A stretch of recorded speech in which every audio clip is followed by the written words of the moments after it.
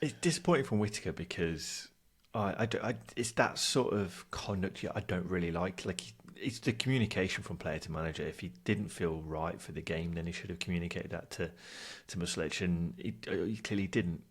That's why Muslic was so surprised from not to quote unquote turn up, if you like.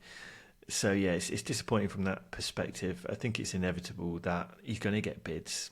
I'm surprised that clubs are clamouring over him despite his form this season being pretty poor. But look, he is a good quality player, and he can make the difference between a side going up and finishing in the playoffs, or vice versa, finishing in or outside the top six. So yeah, there's no surprise to see him linked with those clubs. It's just a shame we're getting this from him. It's not. It's not nice conduct for a player who was given a chance by Plymouth. So yeah, disappointing. But is there any commitment in football, Ryan? No. Come on.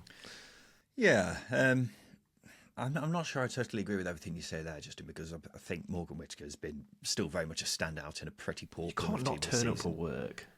Oh, well, I completely agree with you on that. It's a pretty blatant attempt by him to try and force through a move, isn't it?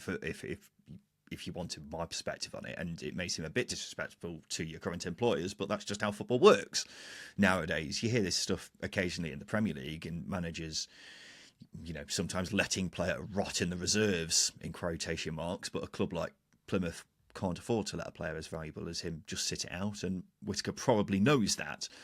So that's, if I'm being cynical, probably the reason why this has happened. Can you really blame him for wanting to leave? Not really, because he's being offered a chance between, or he's been offered a choice between a side fighting for promotion or a team who's more than likely to finish bottom this season.